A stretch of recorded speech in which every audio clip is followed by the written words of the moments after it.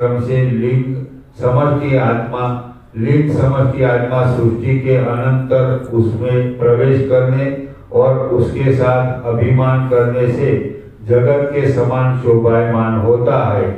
जगत के अंतर्गत प्राण धारण उपाधि से शरीर की सिद्धि के अनंतर दुष्ट अर्थ से संपादित भावी जीव नाम को प्राप्त होता है। उसके अनंतर जीव शब्द का अर्थ जो क्रिया शक्ति प्रदान प्राण धारण है, उसको ग्रहण करने से चंचलता को प्राप्त होता है। भौतिक आत्मा संकल्प विकल्प के मनन से जड़ता तथा मंद भाव को प्राप्त होता है।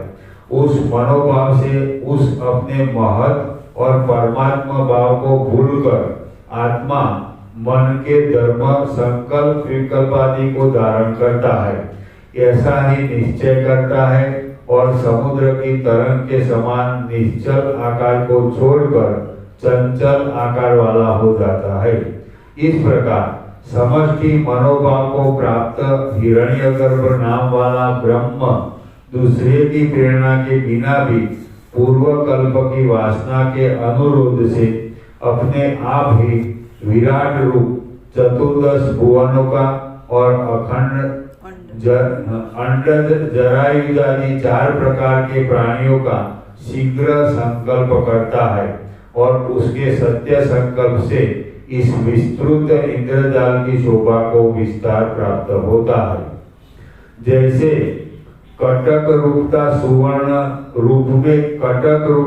सुवर्ण रूप में ही समाहित होती है, परिच्छिन्न कटक स्वभाव के अंतर्गत सुवर्ण नहीं है, कंचन रूप ही मात्र नाम रूप से अलग प्रतीत होते हैं। वास्तव में वे दो नहीं अपितु होते एक ही है। उसी प्रकार जगत शब्द का अर्थ भी परब्रह्म से भिन्न नहीं हो सकता। जैसे कटक रूपता सुवर्ण के स्वभाव के अंतर्गत है, न कि कटक स्वभाव के अंतर्गत, ऐसे ही परिच्छेद भाव से शून्य यह जगत शब्दार्थ भी ब्रह्म स्वभाव के ही अंतर्गत है, न कि अंतवान जगत शब्दार्थ के अंतर्गत। इंद्रजाल की शोभा के समान मन से कल्पित इस जगत की यह शोभा असत होने पर भी मृग तृष्णा में कल्पित नदी की चंचल तरंग के समान सत रूप से विस्तृत हो रही है। विद्या से निवारण होने पर, विद्या द्वारा अविद्या के क्षीण होने पर, अविद्या ऊपर नीचे और टेढ़े संसरण का हेतु होने से संस्कृति, परतंत्र का हेतु होने से बंध, मिथ्या होने से माया, भ्रम का हेतु होने से मोह, दुष्कर होने से महत और आत्मस्वरूप का आवरक होने से तम इत्यादि के उसके नाम संपूर्ण वेदताओं ने कल्पित किए हैं। हे चंद्र के समान मुख वाले रामचंद्र जी, यह कहा हुआ बंध का स्वरूप तुम जानो, तभी मोक्ष का स्वरूप जान सकोगे। हे प्रिय रामचंद्र जी, दृष्टा की दृश्य रूप से सत्ता मान लेना ही बंध है। दृश्य के वश में होने से ही बंध है और दृश्य के मिथ्या ज्ञान से वह मुक्त हो जाता है। इस जगत की त्वम, अहम इत्यादि मिथ्या प्रतीति का नाम दृश्य है। जब तक सत्य रूप से इसकी प्रतीति नहीं होती, तब तक मोक्ष नहीं मिलता है।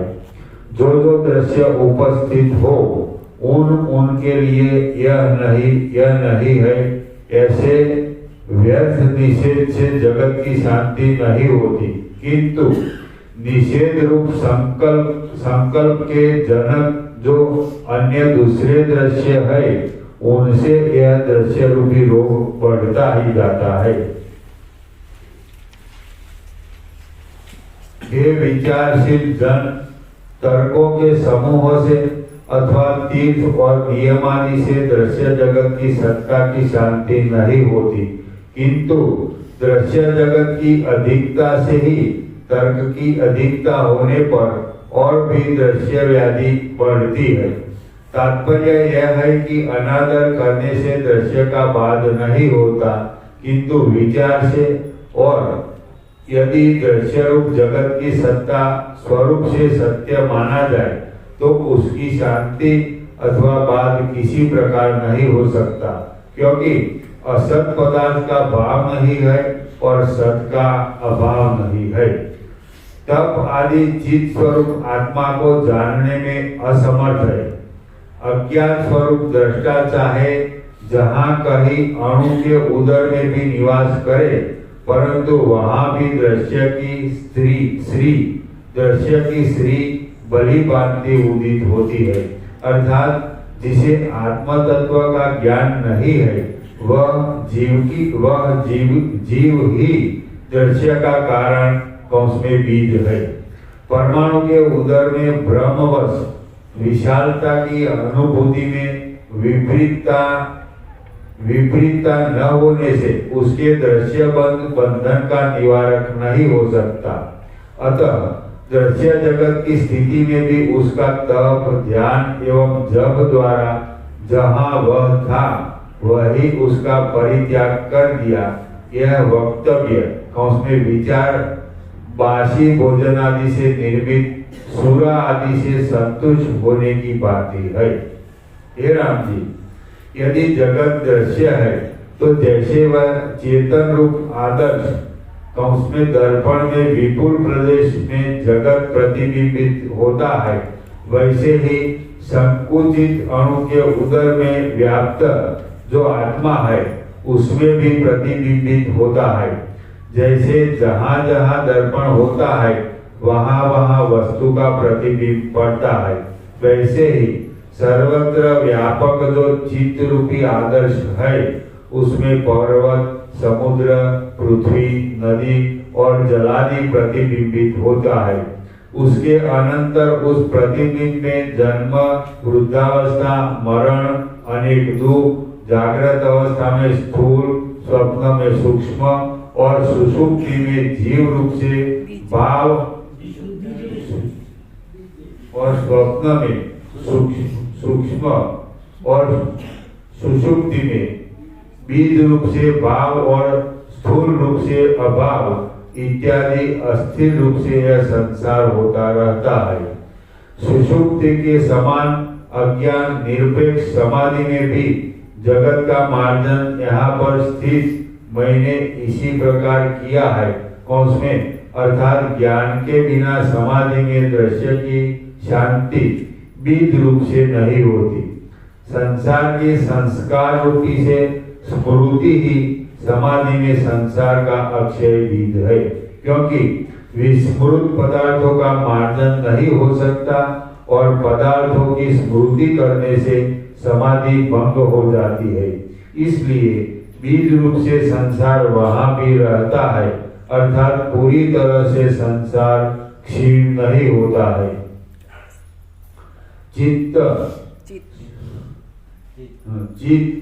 सत्व निर्विकल्प समाधि के रहने पर ही चेतनता और तुर्यता कौंस में चतुर्थ अवस्था का रूप का होना संभव ही हो सकता है, और दृश्य के कौंस में स्थूल रूप से रहने पर तो निर्विकल्प समाधि ही नहीं बन सकती।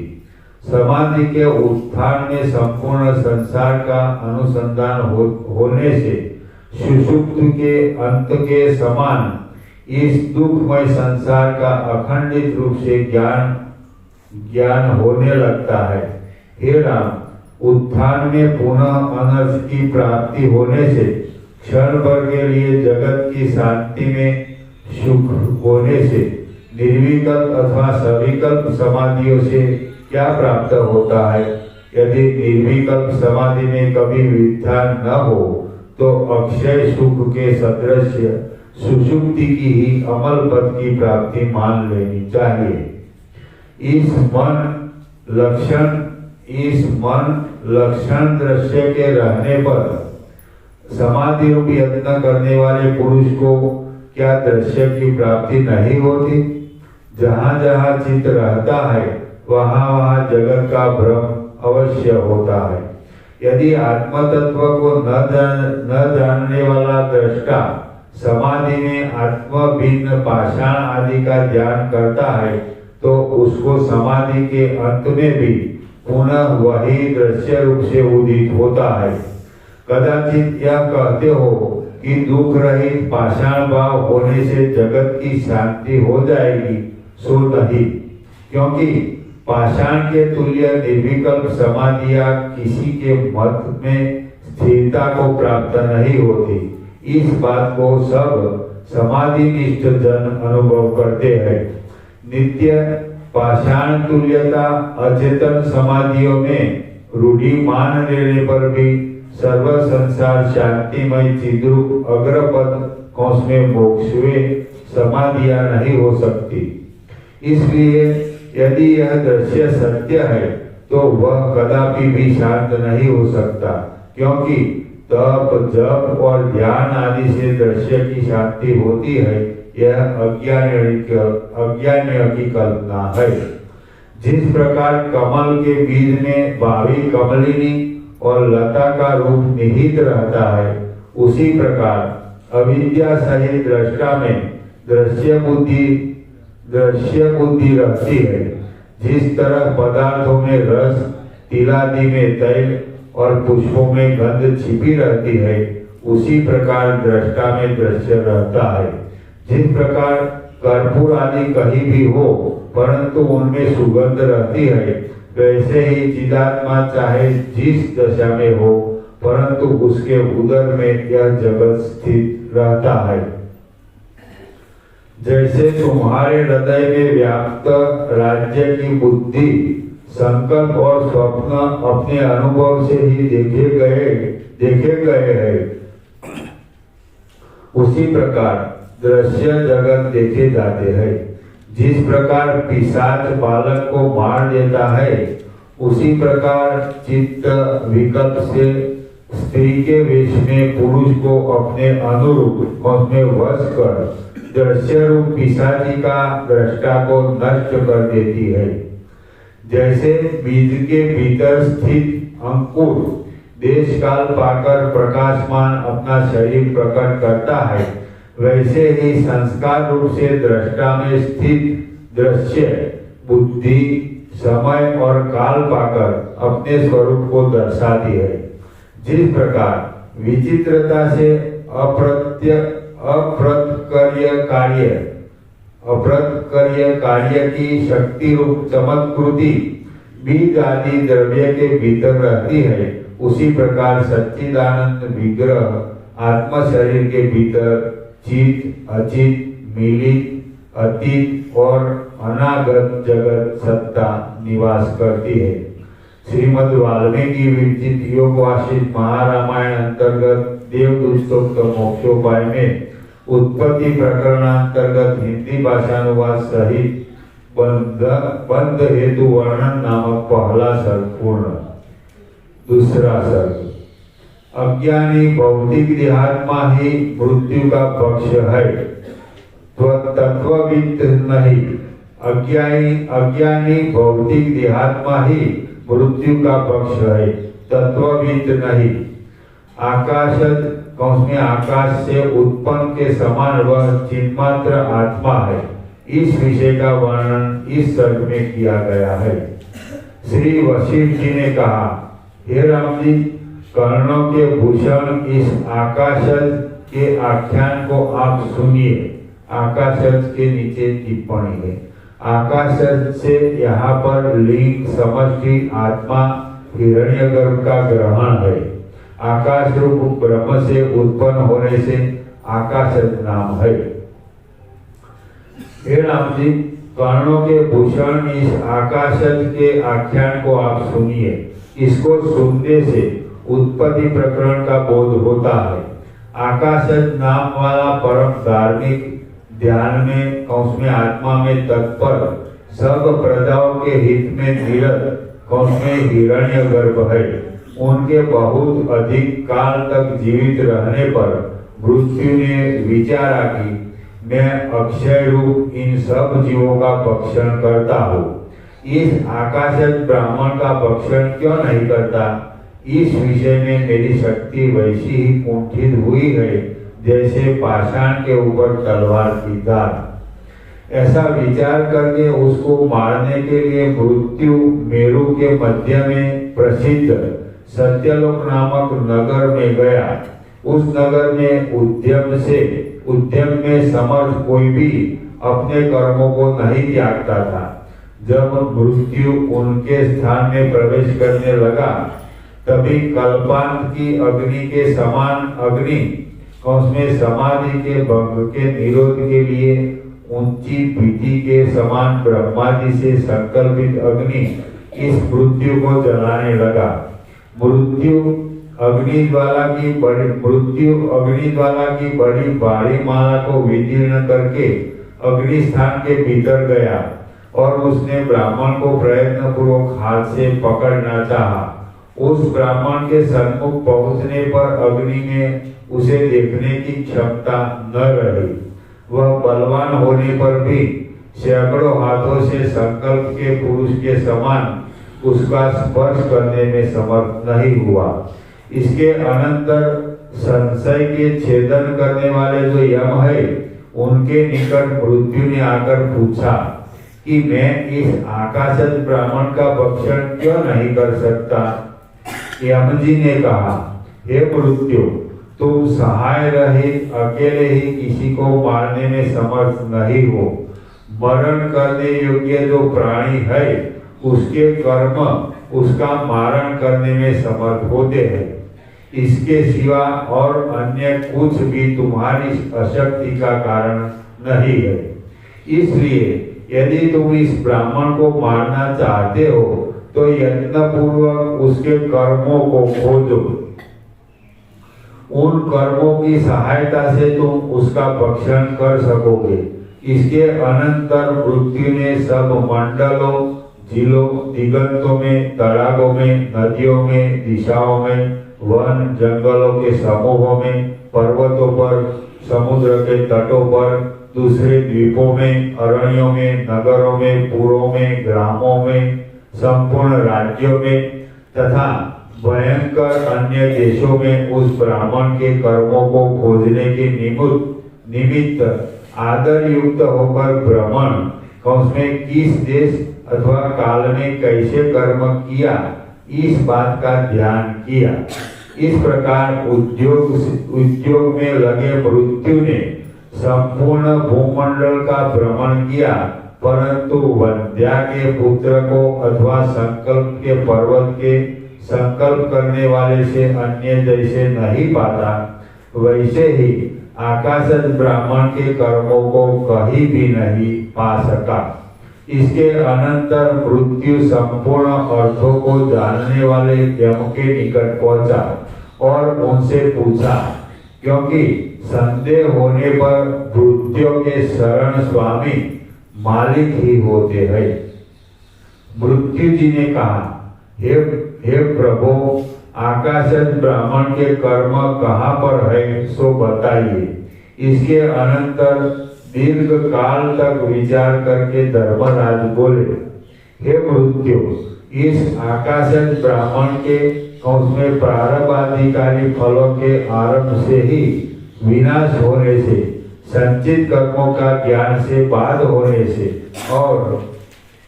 और आगामी कर्मों के बीज के अभाव होने से कोई भी कर्म नहीं है।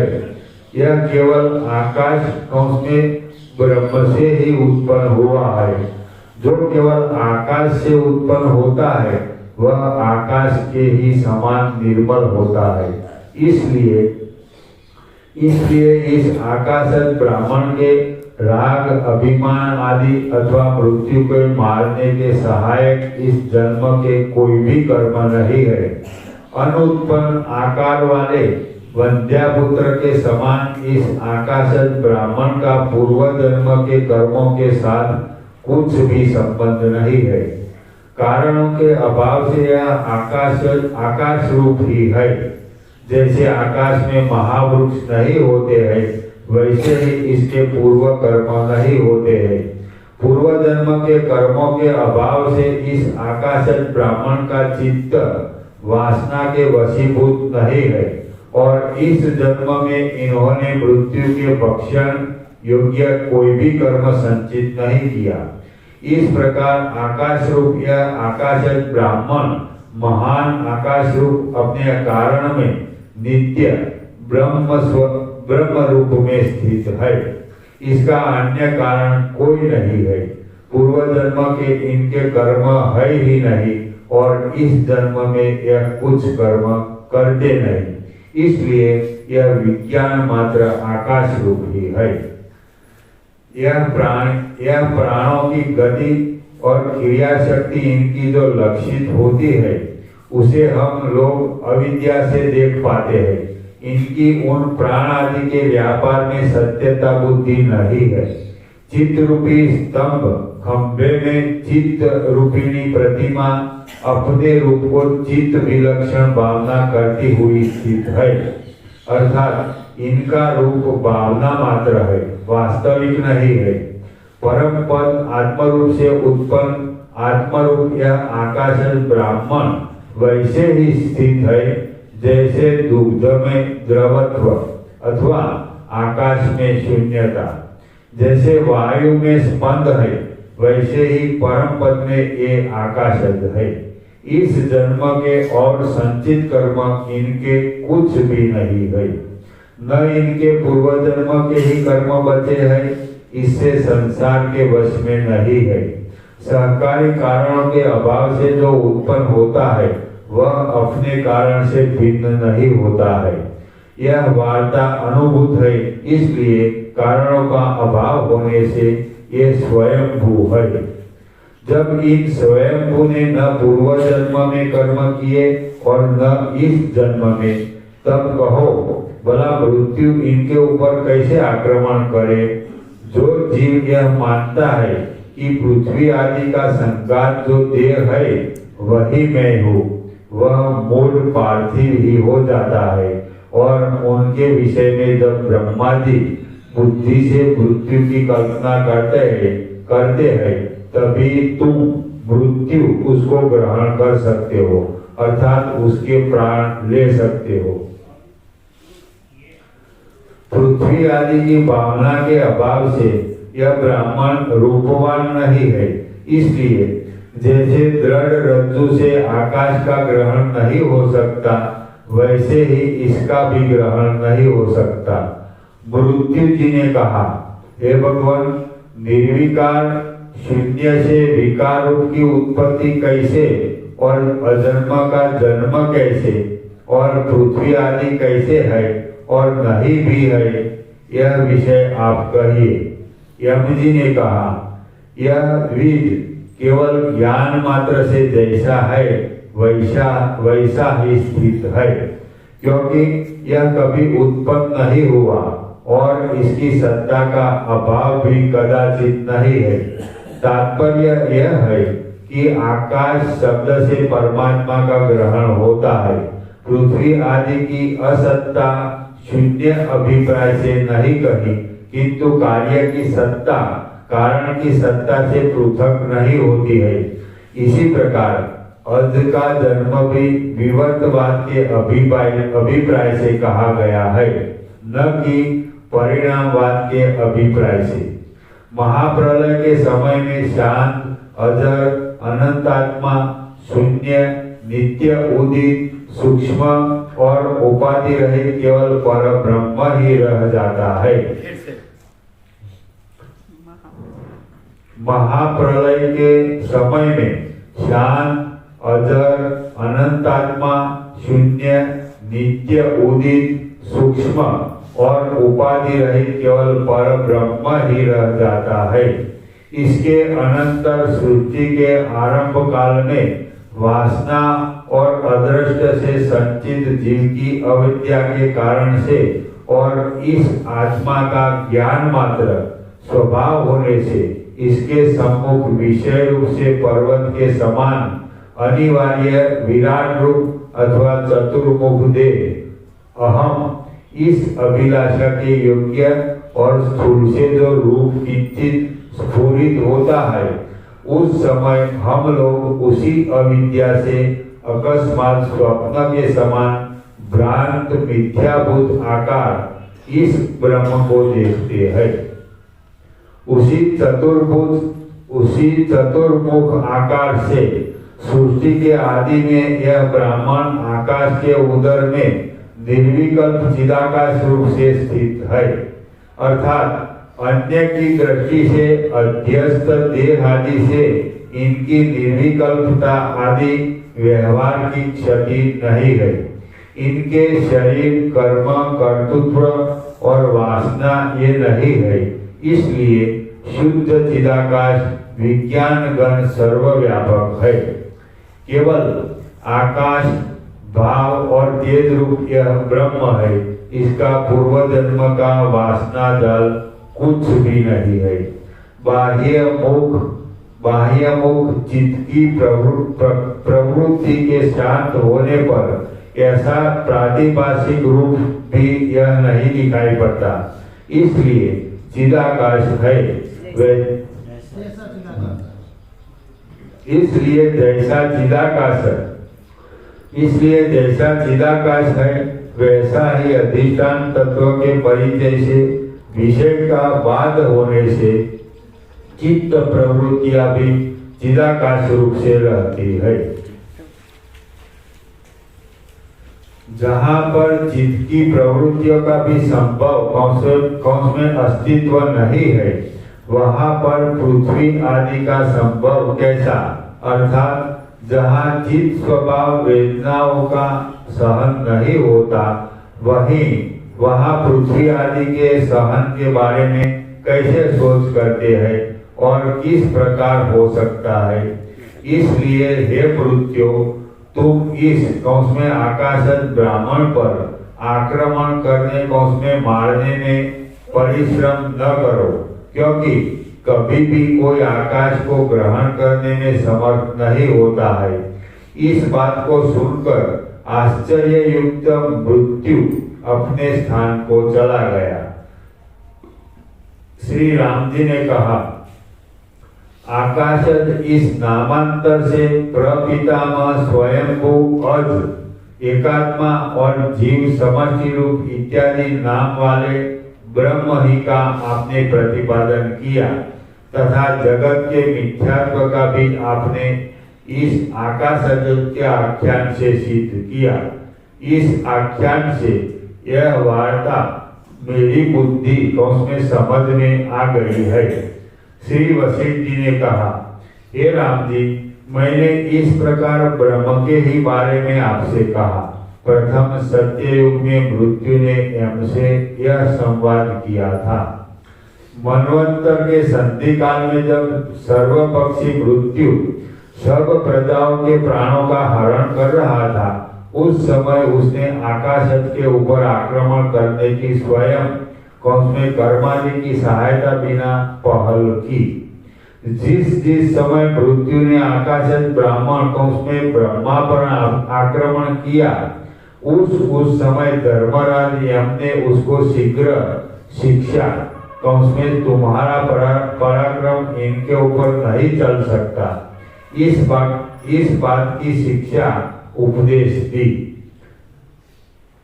प्रत्येक सृष्टि में मृत्यु इस कार्य को इसलिए करता है कि जो कार्य जो नित्य किया करता है उसे उस कार्य को करने का व्यसन हो जाता है। परंतु आकाश रूप शरीर वाले ब्रह्मा के ऊपर भला मृत्यु कैसे आक्रमण कर सकता है, क्योंकि पृथ्वी आदि की आकृति से रहित मन के संकल्प मात्र से इसका शरीर है, जो चिदाकाश का चमत्कार है और आकार का केवल अनुभव मात्र है। वह तो सच्चित आकाश मात्र है, वह कार्य कारण दोनों से रहित है। आकाश में जैसे संकल्प का पुरुष स्फुरित आकार वाला अथवा नीचे मुख वाला इंद्र नीलमणि के समान महाकटा कड़ा के आकार वाला पृथ्वी आदि से रहित भी आकाशवान होता है, वैसा ही पृथ्वी आदि से रहित ब्रह्मा का शरीर भी भासता है।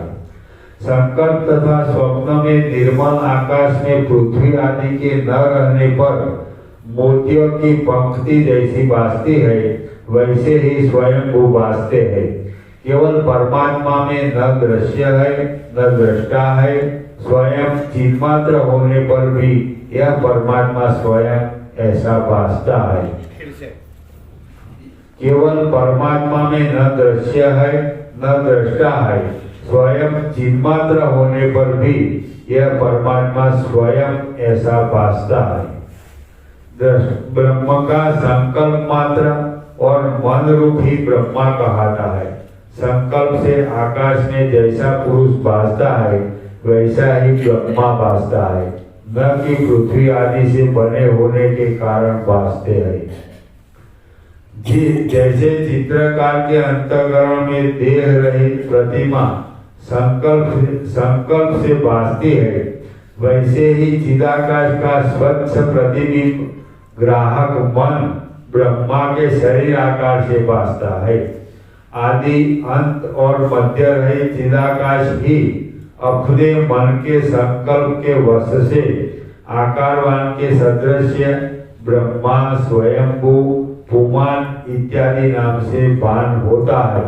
यथार्थ में वंद्यापुत्र के समान ब्रह्मा का कोई देह नहीं है। श्रीमद् वाल्मीकि विरचित योग वार्षिक महारामायण अंतर्गत देवदूतोक्त मोक्षोपाय में उत्पत्ति प्रकरणांतर्गत हिंदी भाषानुवाद सहित आद्य सृष्टि कर्तृत्व वर्णन नामक दूसरा सर्ग पूर्ण। तीसरा सर्ग। इस सर्ग में परमात्मा का मनोमात्र ही ब्रह्मा है और उनका संकल्पमय यह जगत है, इसलिए यह संपूर्ण ब्रह्मांड मनोराज्य के सदृश असत है। इस विषय का वर्णन किया गया है।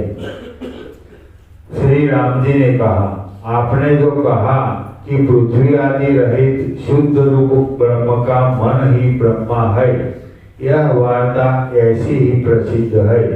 यदि पृथ्वी आदि से वर्जित सत्य मन ही ब्रह्मा है, यह आपने कहा, तो हे ब्रह्मन, मन वासना जाल रूप होने से जैसे मेरी, आपकी तथा और प्राणियों की पूर्व जन्म की स्मृति इस जन्म का कारण है, ऐसे ही ब्रह्मा के इस शरीर में पूर्व जन्म के शरीर त्याग काल की स्मृति कारण क्यों नहीं?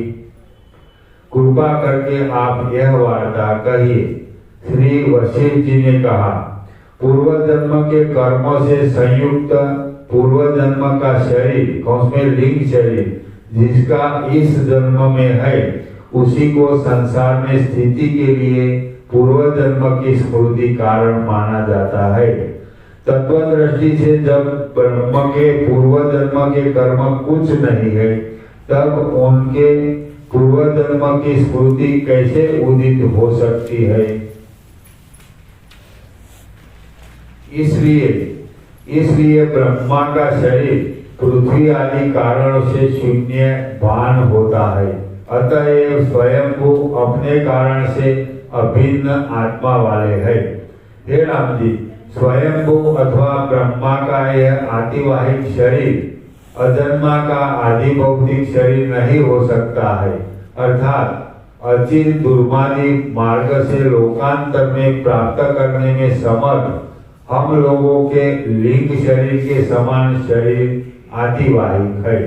आदि भौतिक में स्थूल भूतों से उत्पन्न आदिवाहिक ब्रह्मा का शरीर युक्त नहीं हो सकता।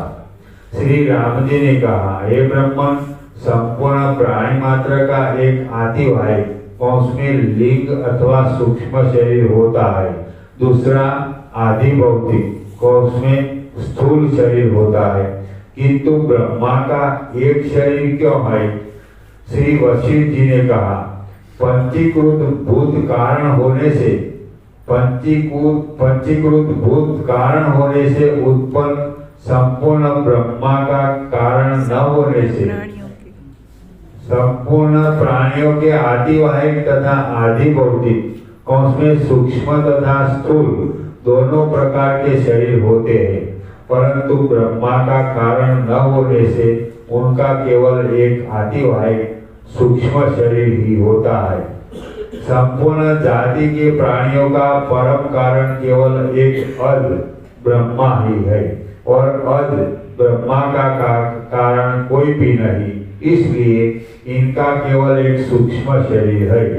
सबसे प्रथम प्रजापति का भौतिक देह नहीं है, केवल चिदाकाश रूप एक आतिवाहिक में सूक्ष्म शरीर वाला ही भासमान हो रहा है, क्योंकि आरोपित पदार्थ का आश्रयभूत से भिन्न रूप नहीं होता। इनके शरीर की रचना केवल चित्त मात्र से होती है, न कि पृथ्वी आदि से। सबसे आदिभूत आकाश शरीर वाले प्रजापति ब्रह्मा प्रजा का विस्तार करते हैं। संपूर्ण प्रजा ब्रह्मा के संकल्प के अतिरिक्त कोई कारणतर न होने से वे केवल चिदाकाश रूप ही है, क्योंकि जो जिस उपादान कारण से उत्पन्न होता उसमें जैसे सुवर्ण कटक कुंडल आदि है, क्योंकि जो जिस उपादान कारण से उत्पन्न होता है वह उसका ही रूप होता है। सबको इस विषय का अनुभव है। इससे संपूर्ण ब्रह्मांड मात्र की ब्रह्म रूपता सिद्ध हुई। चित्त मात्र उपाधि से उत्पन्न चित्त की भ्रांति से चित्त मात्र होने पर भी यथार्थ में पुरुष निर्वाण मात्र केवल चिदाकाश रूप परम बोध रूप ही है। वह पृथ्वी आदि के स्वरूप को कदापि नहीं प्राप्त हो सकता। भिन्न भिन्न आकार में केवल भास हो रहा है। संसार में व्यवहार करने वाले सब प्राणी मात्र का यह चित्त मात्र देह वाला अहम भाव का उदय प्रथम प्रतिस्पंद है। इस प्रथम प्रतिस्पंद में उत्पत्ति अथवा गति से उत्पन्न विस्तृत यह सृष्टि इस अपने उपादान कारण से वैसे ही अभिन्न रूप से है जैसे वायु के प्रतिस्पंद से उत्पन्न दूसरे वायु की सृष्टि। इस प्रातिभाषिक आकार वाले ब्रह्मा से उत्पन्न यह संपूर्ण जगत चिन्मात्र सत्य स्वरूप होकर भी जड़ात्मक प्रतीत होती है। जड़ रूप में भासमान यह सृष्टि प्रातिभाषिक है, यथार्थ में नहीं है एवं व्यवहार में कोई व्यवधान नहीं है। इसमें दृष्टांत यह है कि जैसे एक स्वप्न के अंतर्गत दूसरे स्वप्न में स्त्री का सूरत है, जैसे स्वप्न में स्त्री रति क्रीड़ा स्वप्न में देखने प्रयोजन मिथ्या होने पर भी व्यवहार और अर्थ की सिद्धि के सदृश होती है, वैसे ही स्थूल पदार्थ की संपत्ति न होने से भी व्यावहारिक प्रयोजन सिद्धि से प्रकाशमान होता है। ऐसा ही यह संसार है। इससे यह सिद्ध हुआ कि पृथ्वी आदि से शून्य आकाश मात्र शरीर वाले देह रहित भी सब प्राणियों के स्वामी स्वात्मभूत ब्रह्मा देह सहित पुरुष के आकार के समान भासमान रहे हैं। केवल ज्ञान और संकल्प मात्र होने से परमार्थ दृष्टि से इनका शरीर उदित नहीं होता और भ्रांति से उदित होता है। जगत की सत्ता के समान अविद्या के अधीन न होने से और अपने चित्त मात्र स्वभाव से स्थित होने से न तो यह उदित होता है और न यह शांत होता है। ब्रह्मा पृथ्वी आदि के आकार में रहित पृथ्वी आदि आकार से रहित संकल्प के पुरुष केवल चित्त मात्र स्वरूप वाले तीनों लोकों की स्थिति के कारण है।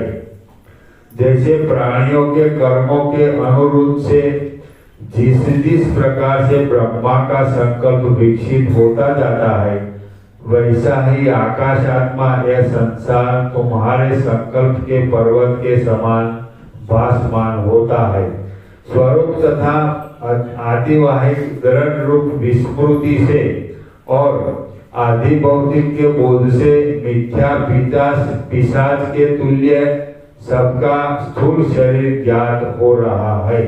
अर्थात जैसे पिशाच की यथार्थ में कोई सत्ता नहीं होती, पर ब्रह्मवश आकृतिवान सा भान होता है, वैसे ही प्राणियों को आकार की दृढ़ विस्मृति से आदिवाहिक ही आदिभौतिक रूप से भान होता है। यह ब्रह्मा का शरीर महाचिति अर्थात माया सबलित ब्रह्म ही प्रथमतया अर्थात संपूर्ण स्थूल प्रपंच की अपेक्षा से कारणीभूत सूक्ष्म रूपता है। उस प्रथम रूपता में सत्य संकल्प से व अज्ञान के आच्छादन से रहित वैसा ही प्रत्यक्ष संपूर्ण बुद्ध रूप है, क्योंकि शुद्ध संबित होने के कारण उसमें आदिवाहिक की विस्मृति उदित नहीं होती। आदि भौतिक के समूह से असत्य मृग तृष्णा के समान मिथ्या जड़ता और भ्रम पैदा करने वाली पिशाची का इस ब्रह्मा के लिए उदित नहीं होती। परमात्मा का मनोमात्र ही ब्रह्मा है और पृथ्वी आदिमय नहीं। तो परमात्मा का मनोमात्र ही ब्रह्मा है और पृथ्वी आदिमय नहीं। इसलिए ब्रह्मा का संकल्प मात्र होने से यह संपूर्ण विश्व मनोमात्र है, क्योंकि जो जिस उपादान कारण से उत्पन्न होता है वह वही उपादान रूप ही होता है। अज ब्रह्मा का कोई सहकारी कारण नहीं है। इस कारण से ब्रह्मा से उत्पन्न जगत का भी कोई सहकारी कारण नहीं है। इससे यह सिद्ध हुआ कि जगत मनोमात्र, मन ब्रह्मा मात्र और ब्रह्मा अद्वैत ब्रह्म मात्र है। इस हेतु से यहाँ कारण से कार्य की विचित्रता कुछ भी नहीं है। जैसा शुद्ध ब्रह्म रूप कारण है, वैसा ही कार्य ब्रह्म रूप जगत भी है। यह सिद्धांत है। यहाँ पर कार्य कारणता किंचित भी उपपन्न उसमें युक्त नहीं हो सकती। जैसा शुद्ध ब्रह्म है, वैसे ही तीनों जगत है। ब्रह्म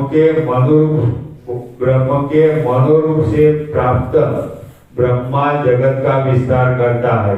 इस कारण जगत ब्रह्म से वैसे ही अभिन्न रूप है जैसे जल से द्रव। इस संपूर्ण जगत का विस्तार मन से होता है। इसलिए यह संकल्प नगर अथवा गंधर्व नगर के समान मिथ्याभूत ही है। जैसे रज्जु में सर्प नहीं है, वैसे ही तत्वज्ञानियों की दृष्टि में देह आदि में आदि भौतिकता नहीं है। जैसे रज्जु में सर्प नहीं है, वैसे ही तत्वज्ञानियों की दृष्टि में देह आदि में आदि भौतिकता नहीं है और अधिष्ठान सत्ता के अतिरिक्त प्रबुद्ध ब्रह्मादिक बला उसमें कैसे रह सकते हैं। ज्ञानी की दृष्टि में ब्रह्म के अतिरिक्त आदिवाहिक सूक्ष्म शरीर भी नहीं है, तो यहाँ पर आदि भौतिक शरीर होने की बला कौन सी कथा है। ज्ञानी की दृष्टि में ब्रह्म के अतिरिक्त आदिवाहिकों से सूक्ष्म शरीर भी नहीं है, तो यहाँ पर आदि भौतिक शरीर होने की भला कौन सी कथा है। मनुष्य के मन ने ही ब्रह्मा का आकार धारण किया हुआ है। इसलिए सत्य रूप से यह जगत मनोराज्य ही है, यह यथार्थ है। मन ही विरंची रूप सबका सृष्टा है और वह भी संकल्प रूप अपने शरीर को विशाल बनाकर इस जगत का मन से विस्तार करता है।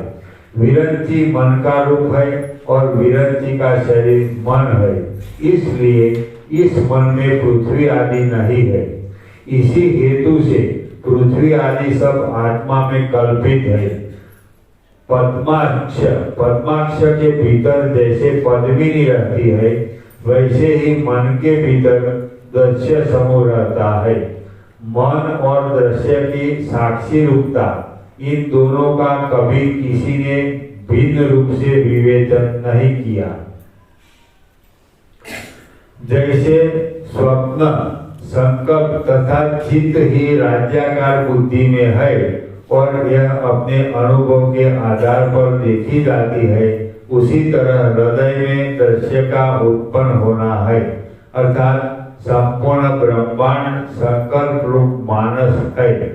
इस हेतु से जैसे चित्त के विकल्प में स्थित पिशाच बालक को मार देता है, वैसे ही दृष्टा के मन में स्थित दृश्य रूपिणी पिशाचिका उसको मार देती है।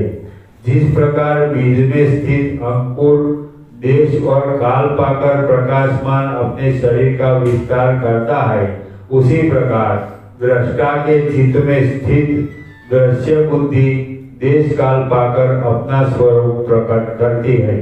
यदि वह दृश्य सत्य हो तो दृश्य का दुख कदाचित भी शांत नहीं हो सकता। दृश्य के शांत न होने से बुद्धा में केवली भाव नहीं हो सकता और दृश्य के मिथ्या सिद्ध होने पर इस रूप से दृश्य के स्थित रहने पर भी बुद्धा में बुद्ध भाव शांत हो जाता है। यही इस जीव की मोक्ष दशा कहाती है। श्रीमद् वाल्मीकि विरचित योग वासिष्ठ महारामायण अंतर्गत देवदूतोक्त मोक्षोपाय में उत्पत्ति प्रकरण अंतर्गत हिंदी भाषानुवाद सहित बंध हेतु वर्णन नामक तीसरा सर्ग पूर्ण। चतुर्थ सर्ग। अब ये पहले तो प्रकाश हो गया कि ये सब प्रकाश मान नहीं, प्रकाश है। प्रकाश अधिष्ठान है और प्रकाश मन अध्यक्ष है, और अधिष्ठान में अध्यक्ष नहीं है, इसे प्रकाश ही है। तो अनंत सच्चिदाकाश अधिष्ठान है और चित धातु है, चित तत्व तो ज्ञान है। तो एक सीधी बात है, जैसे सूर्य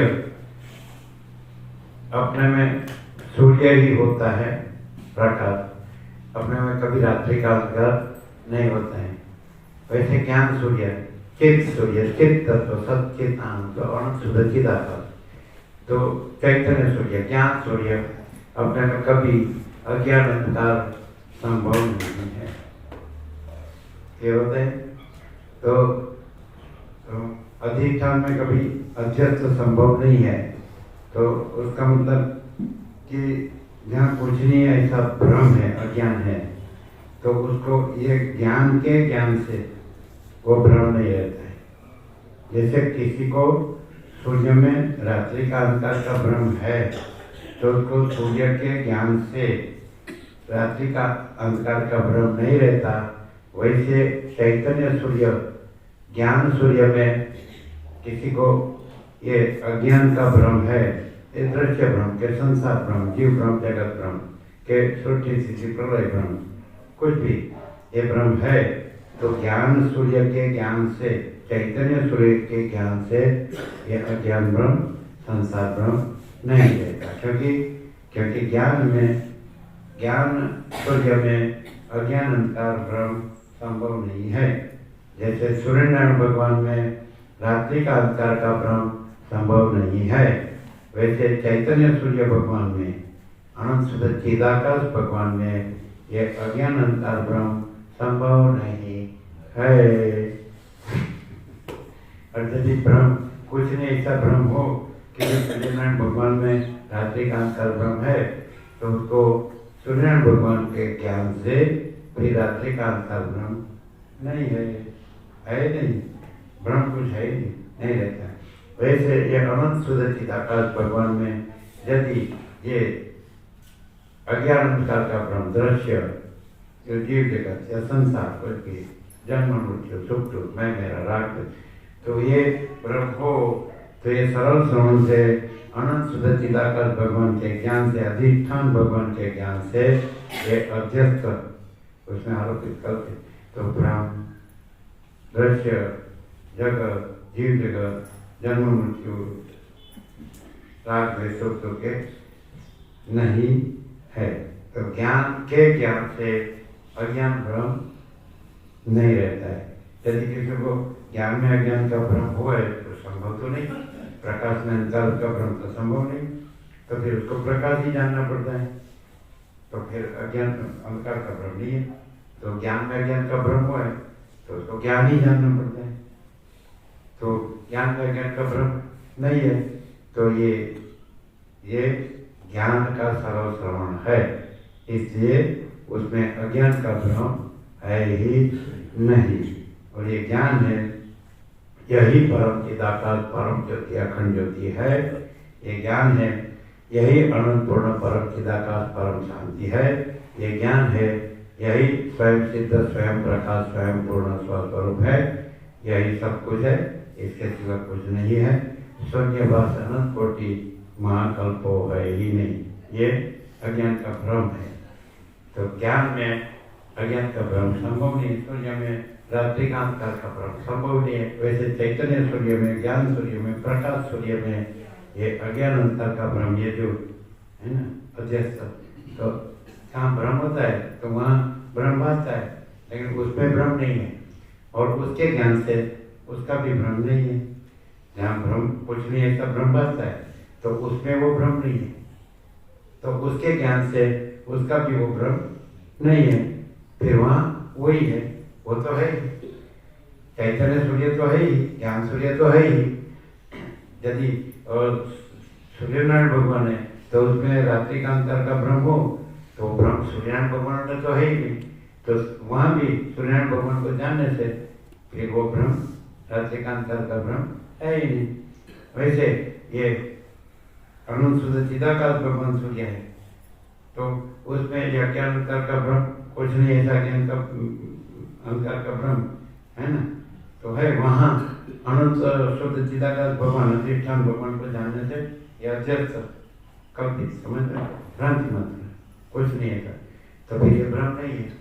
तो इसलिए ये अनंत शुद्ध चिदाकाश भगवान को जानना ज्ञान, ये सरल श्रवण है।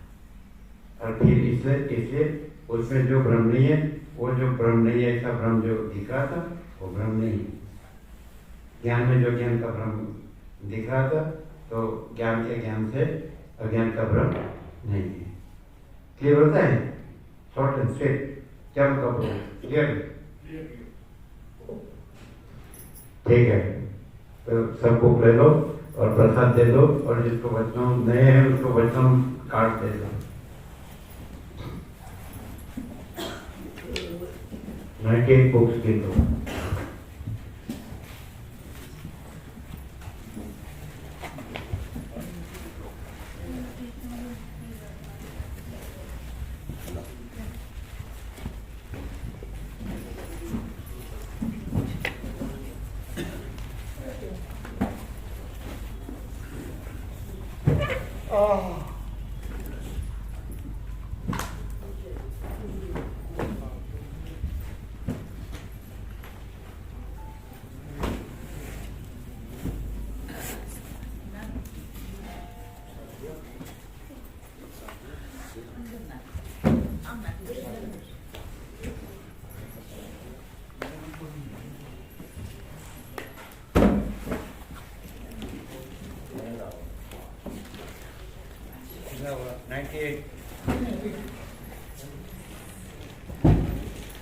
कार्ड दिया सबको? हाँ जी, नया आया उसको। हाँ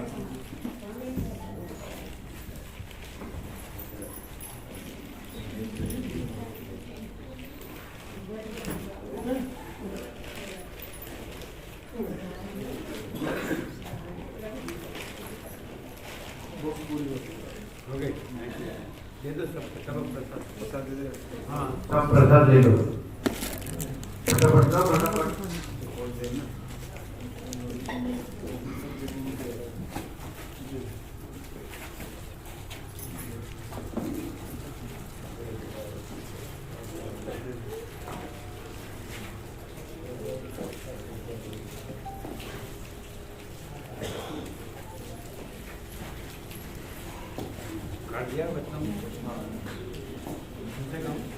मेरठ गीता माता जी का गीता माता जी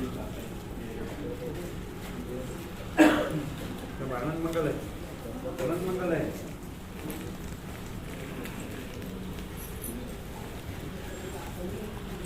कार्ड मिला आनंद मंगल है।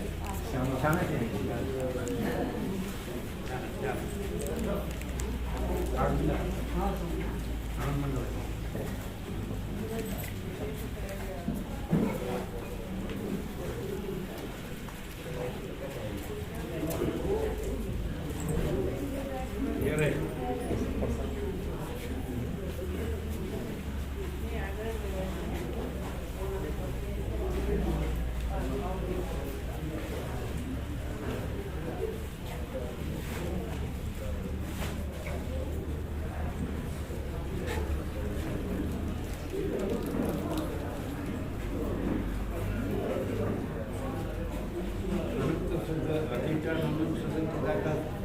भगवान में ज्ञान उनका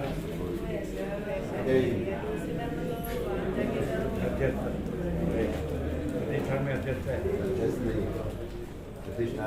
सूर्य में अंतर है नहीं, तो ब्रह्म सूर्य में यह ज्ञान अंतर है।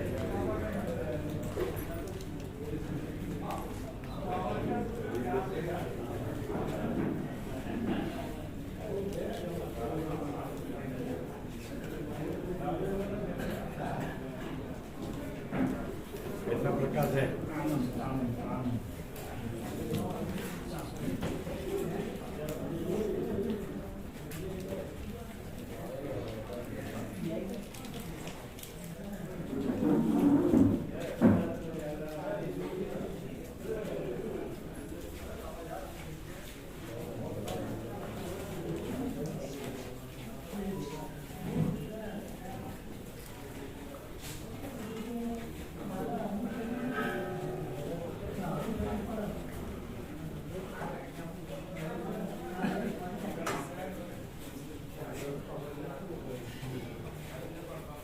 कैसा प्रकाश है, क्लियर ही नहीं एकदम। सूर्यनारायण भगवान में रात्रि का अंधकार का भ्रम नहीं है, अधिष्ठान में अध्यक्ष भ्रम नहीं, अधिष्ठान सूर्य ही है। वैसे अनंत सूर्य चिल्लाकार सूर्यनारायण भगवान में यह ज्ञान अंधकार का भ्रम तो जैसे सूर्यनारायण भगवान को जानने से वैसे अनंत सूर्य चिल्लाकार सूर्यनारायण भगवान को जानने से अज्ञान अंधकार का भ्रम नहीं। ये अनंत सूर्यनारायण भगवान का ज्ञान सरल है।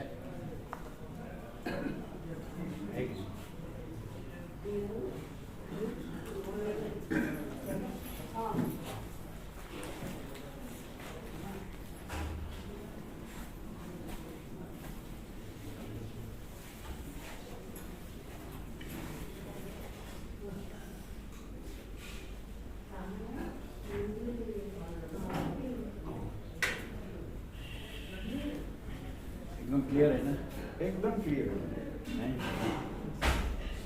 ये दृश्य ब्रह्म है ही, अधिष्ठान ही है, अधिष्ठान में दृश्य का अध्यक्ष अधिष्ठान प्रकाश ही ज्ञान का दृश्य है।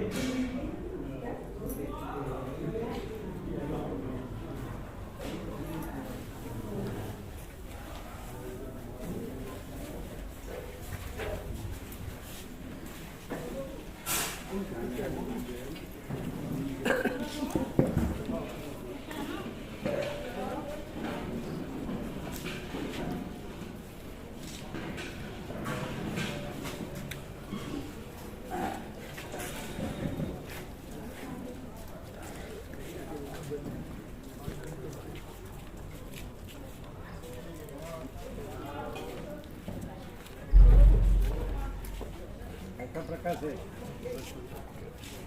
प्रॉब्लम